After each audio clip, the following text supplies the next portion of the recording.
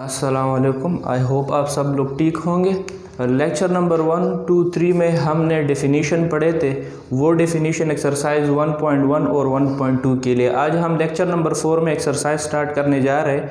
Exercise 1.1 question number 1 है, which of the following matrices are square and which are rectangular matrices. यहाँ पे दो दिए गए हैं, उस टाइप में से दो का यहाँ हमने डिस्कस करना है अब कि स्क्वायर कौन से है और रेक्टेंगुलर कौन सा है।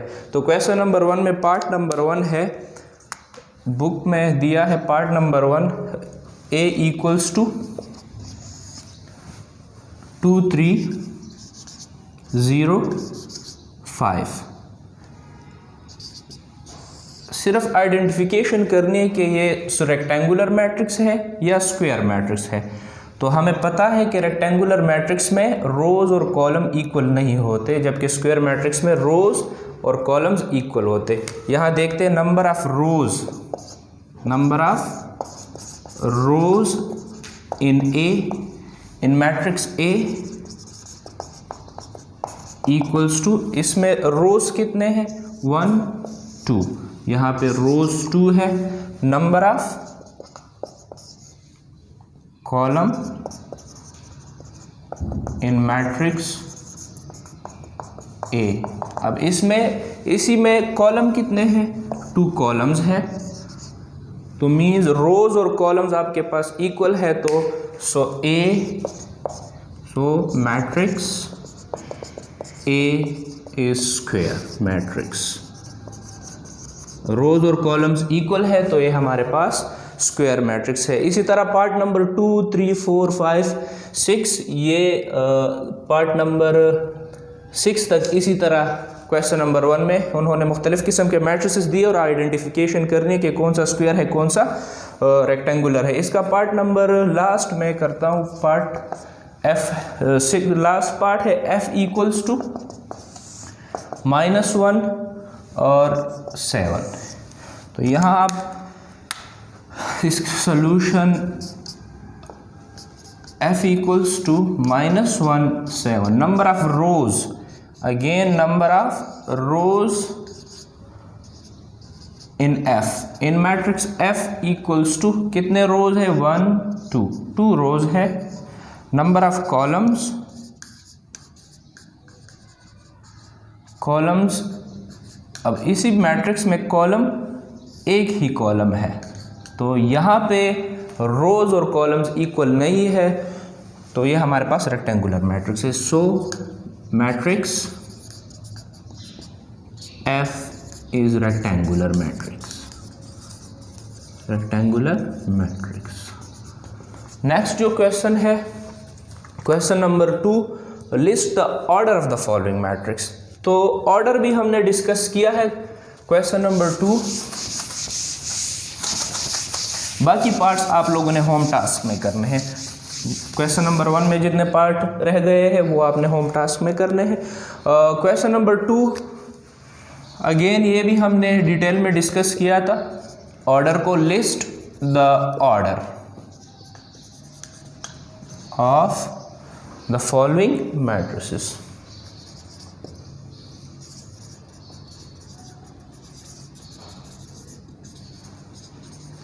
अब पार्ट नंबर, इसमें पार्ट 1 है, a equals to, matrix given है 1, 2, -1 और 3, 4, 2। ये आपका पार्ट नंबर 1 है। इसका ऑर्डर कैलकुलेट करना है। तो ऑर्डर मींस ऑर्डर और डायमेंशन एक ही बात है। इसमें कितने रोज और कितने कॉलम्स है, जस्ट आपने लिखना है नंबर ऑफ रोज इसमें कितने हैं, उससे हम ऑर्डर कैलकुलेट कर सकते हैं। नंबर ऑफ रोज, इसमें रोज कितने हैं 1, 2 रोज है। नंबर ऑफ कॉलम्स कितने हैं, इसमें कॉलम्स 1, 2, 3 कॉलम्स है। ऑर्डर इसका क्या होगा, order equals to m/n, rows by columns. आप इस तरह भी लिख सकते हैं, रोज बाय कॉलम्स, लेकिन रोज को हम m से रिप्रेजेंट करते हैं और कॉलम को n से। इसमें कितने रोज है 2 और कॉलम्स 3, ये इसका ऑर्डर है 2/3। इस 2/3 बाज़ बुक में इस तरह लिखा होता है 2x3, 2x3 एक ही बात है अगर आप, लेकिन आप लोगों के बुक में 2/3 यूज़ हुआ है।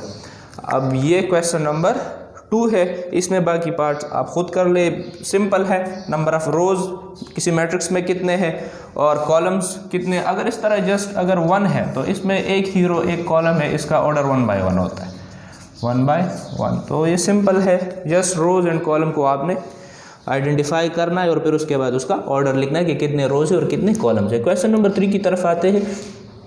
क्वेश्चन नंबर 3 में नेक्स्ट जो क्वेश्चन है, क्वेश्चन नंबर 3, ये भी हमने डिस्कस किया था डिस्कशन में, थ्योरी डिस्कशन में, जो हम एलिमेंट को ट्रेस कर रहे थे। अब यहाँ पे क्वेश्चन नंबर 3 है, इफ़ A इक्वल्स टू, एक मैट्रिक्स दिया है 3 2 -4 -2 5 -2 5 0 2 1 5 और नेक्स्ट इसमें है -3 4 6 -3 4 6। Give the following elements. अब यहाँ पे आपने फाइंड करना है, इसमें भी मुख्तलिफ पार्ट्स है। A1 2 ये आपने कैलकुलेट करना है। नेक्स्ट है इसमें A2 3, इस लोकेशन पे कौन सा एलिमेंट मौजूद है, 1 2 पे कौन सा मौजूद है। ये लोकेशन आपको दिए गए, इस लोकेशन पे आपने एलिमेंट को ट्रेस करना है कि कौन सा एलिमेंट यहाँ पे मौजूद है। 1 3 है, 3 3 है, 3 3 है, मुख्तलिफ़ किस्म के इसमें पार्ट्स है, 4 3 है, बाकी जितने भी है आप लोग ये पार्ट 1 पार्ट 2 3 4। अब यहाँ A1 2 इस लोकेशन पे आपके पास कौन सा एलिमेंट है तो वो हमने ट्रेस करना है यहाँ से। सोल्यूशन में आप ये आप लिख सकते हैं कि A इक्वल्स टू 3 2 -4 -2 5 0 2 1 5, नेक्स्ट है -3 4 6। अब A1 2, अब 1 2 का मतलब क्या है, this 1 represent rows, this column 2 represent column, means ये फर्स्ट रो में, ये फर्स्ट रो है, फर्स्ट रो सेकंड कॉलम, यहाँ पे वो 2, ये 2 रिप्रेजेंट करते हैं कॉलम, तो ये फर्स्ट सेकंड ये आपका सेकंड कॉलम। जहाँ पे इंटरसेक्शन हो रही है दोनों लाइंस की, वहाँ पे जो एलिमेंट मौजूद होगा वो आपका, ये जो एलिमेंट यहाँ पे 2 है तो इसका हमने ये एलिमेंट हमने ट्रेस कर लिया और इस लोकेशन पे 1 2 पे हमारे पास 2 मौजूद है। इसी तरह 2 3, अगर आप 2 3 कैलकुलेट करेंगे तो सेकंड रो यहाँ पे आप आ जाए, सेकंड रो ये आप मिटा ले, ये सेकंड पार्ट के लिए है, ये सेकंड रो थर्ड कॉलम। अब यहाँ पे इंटरसेक्शन हो रही है, ट्रेसिंग एलिमेंट क्या है, 0 है। इसी तरह बाकी पार्ट्स आप लोग खुद कर ले। ये क्वेश्चन नंबर 3 है। Question number 4, which of the following matrices are equal, ये भी हमने डिस्कस किया था। Equal matrices, which of the following are equal matrices, 2 matrices are said to be equal if their corresponding elements are same. A equals to, ये question number 4 है,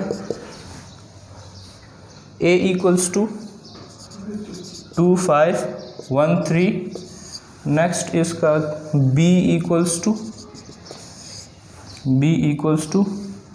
2 5 4 3, next C है, C equals to 1 + 1 3 + 2 और 3 + 2 4 2 + 1 और last D है, D equals to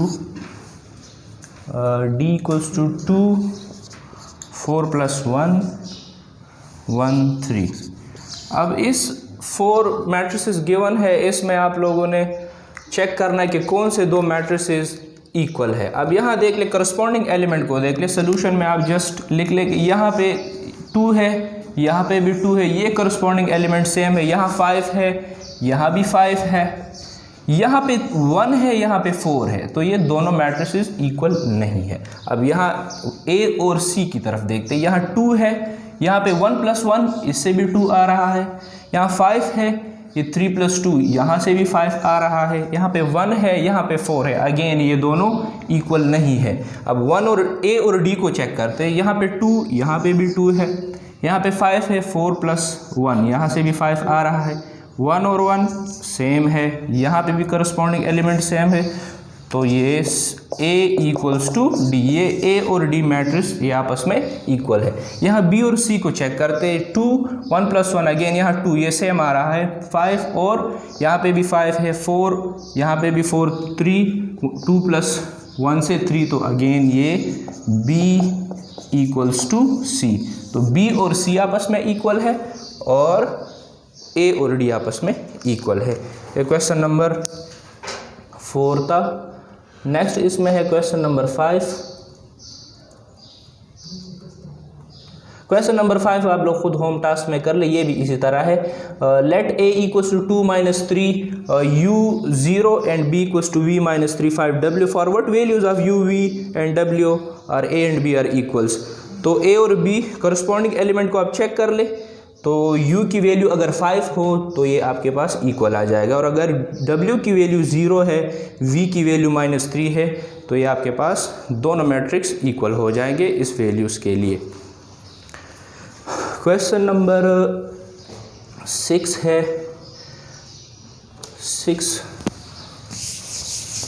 question number 6 भी इसी तरह है। क्वेश्चन नंबर 6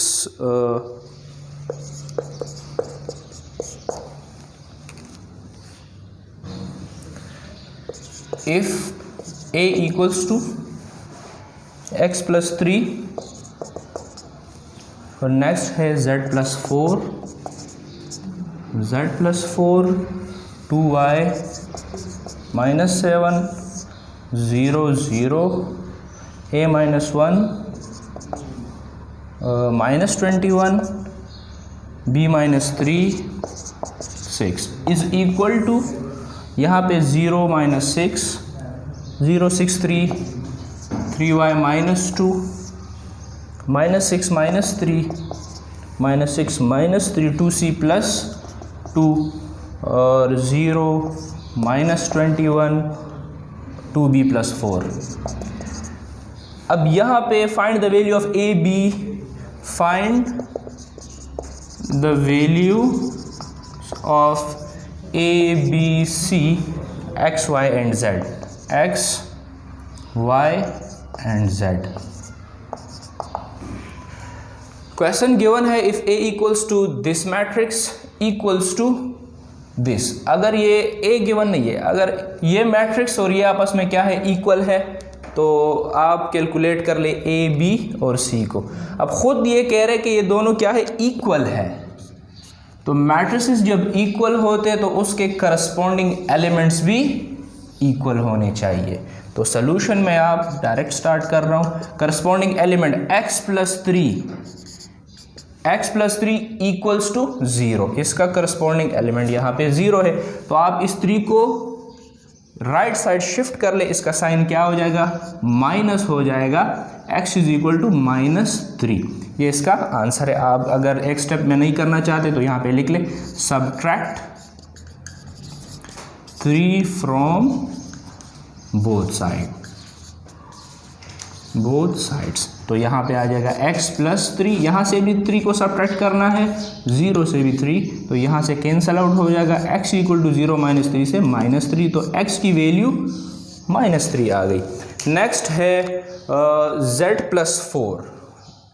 z की वैल्यू अगर हम कैलकुलेट करना चाहें, z + 4 = 6, क्योंकि यहाँ पे देख ले z + 4 इसका करस्पॉन्डिंग यहाँ पे 6 है।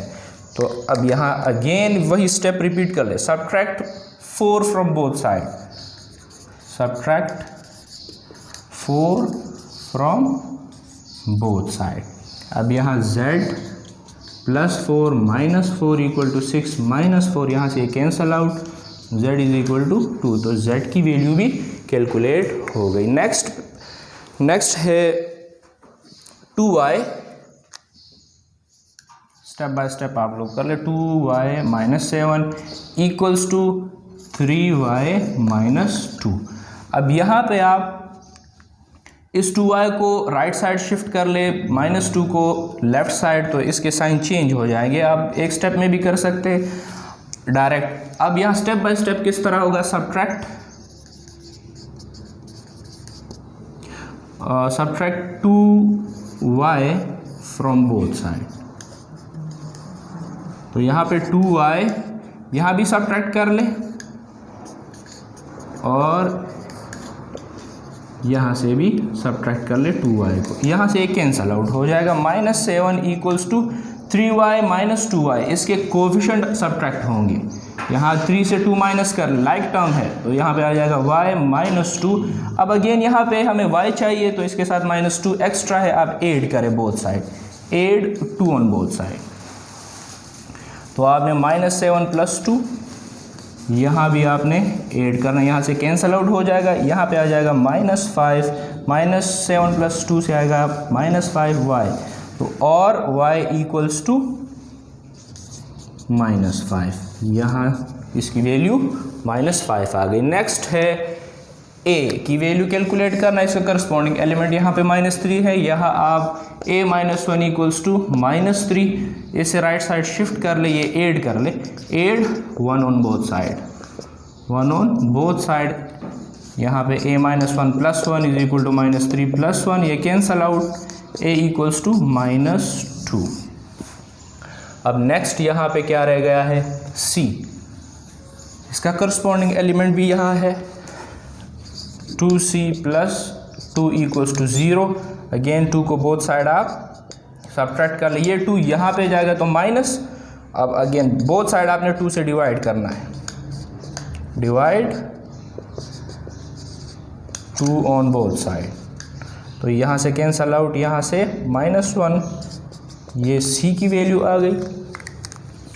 और लास्ट जो इसमें कौन सा रह गया है, b, ये b रह गया है, इसका भी आप लोग करस्पॉन्डिंग यहाँ पे मैं b -3 equals to 2b plus 4। अब वही स्टेप जिस तरह यहाँ पे किया था, इसी तरह आप इस b को शिफ्ट कर ले, यहाँ ये सब्ट्रैक्ट हो जाएगा, -3 यहाँ पे 2b प्लस 4 माइनस b, यहाँ पे -3 इज इक्वल टू 2b से b माइनस कर लेंगे, यहाँ इसका कोफिशिएंट 1 है, 2 - 1 से 1, b आ रहा है, 1 लिखने की ज़रूरत नहीं है। अब अगेन इस 4 को यहाँ शिफ्ट कर लें, तो ये -3, इसका साइन चेंज हो जाएगा, -4, b इक्वल्स टू -7। ये आपका क्वेश्चन नंबर 6 था। इसके बाद क्वेश्चन नंबर 7 है। क्वेश्चन नंबर 7 को हम इसके नेक्स्ट लेक्चर नंबर 5 में कवर करेंगे। Thank you ji.